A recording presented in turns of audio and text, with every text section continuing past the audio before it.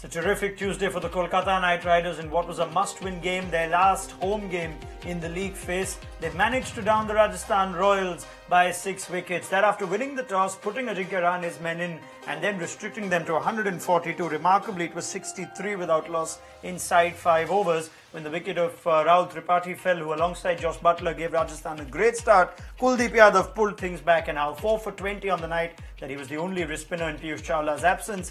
Chris Lynn eventually led the charge with Sunil Narayan, and in spite of a Ben Stokes 3 for, it was pretty routine.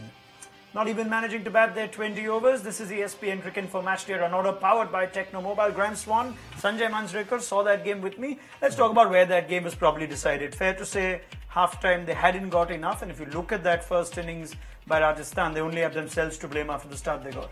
I think Kuldeep Yadav won the game, and he'll be the man of the match, I'm sure. Yeah.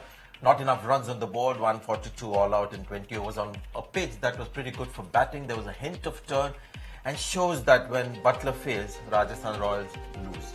You know, that's become the kind of story of Rajasthan Royals. I mean, 63 inside 5 overs. Normally you start okay, Swanee, and then maybe you'll not get the push that you need towards the end. But when you've got 63 in those first 5, in a pressure game, you've got everything going for you. Was it simply brilliant from Kuldeep Yadav, or do Rajasthan's batsmen have to take enough of the blame? Well, there's a little bit of both. It was brilliant from the spin. Narayan and Yadav bowled really well.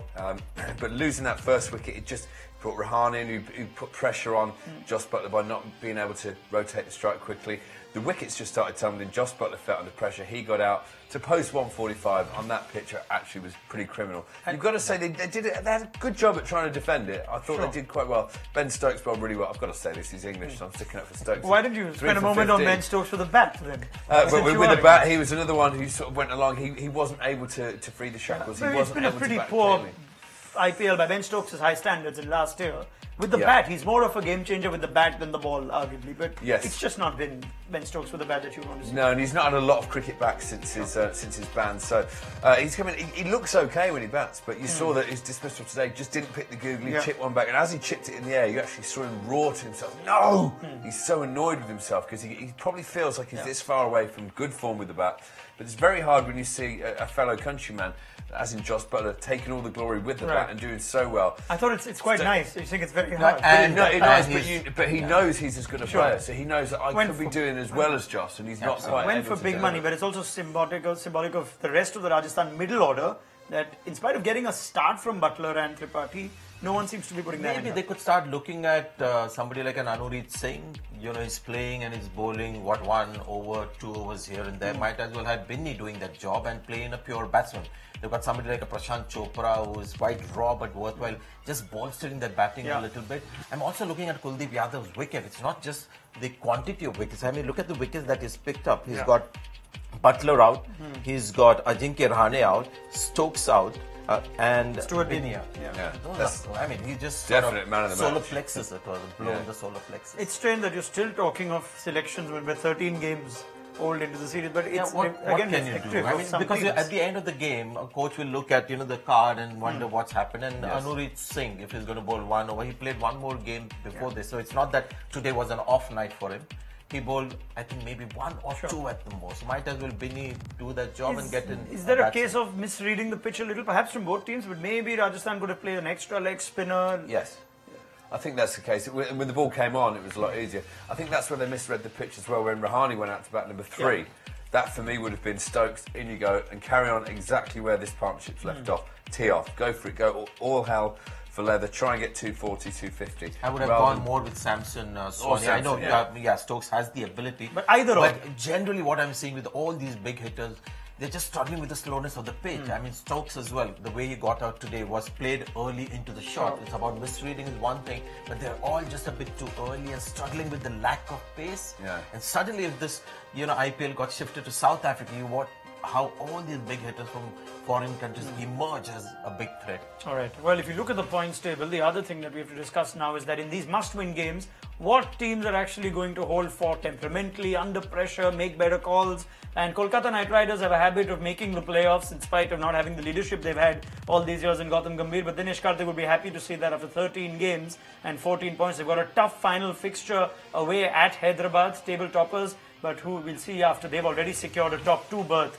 Kane Williamson side, whether it actually is as big a game for them. There's every chance now that they could even try and push Chennai for a second spot, but it seems like they've been good. That's the other thing. The win with KKR, what happens to other teams? Is any team out of Nobody's contention out of contention today. Except Sanjay. Delhi? Delhi is the only team that cannot make it to the playoffs, and fixtures between Mumbai, Punjab and Bangalore the next couple of days will decide more.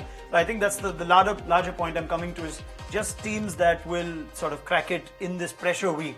Kolkata, habit of sort of winning. Rajasthan, never quite been there, even though they're coming back into the IPL. Could be the slight telling differences, little things about I think temperament. Mumbai Indians, when you look at temperament, I think they've got it. Ability, they've got it. Rajasthan, the Royals, you can see they've got a problem with their batting. Kings 11 Punjab, Mujib-ur-Rahman doesn't play. Their bowling looks mediocre. No strength in the middle order. So when I'm looking at these teams, the two likely teams to join Sunrisers Hyderabad and Chennai Super Kings would be Mumbai Indians and KKR. Kings 11 have got the temperament, but may be limited now in the ability. And there also, it's a bad time to get an 88 all out and start slumping 5 out of 6.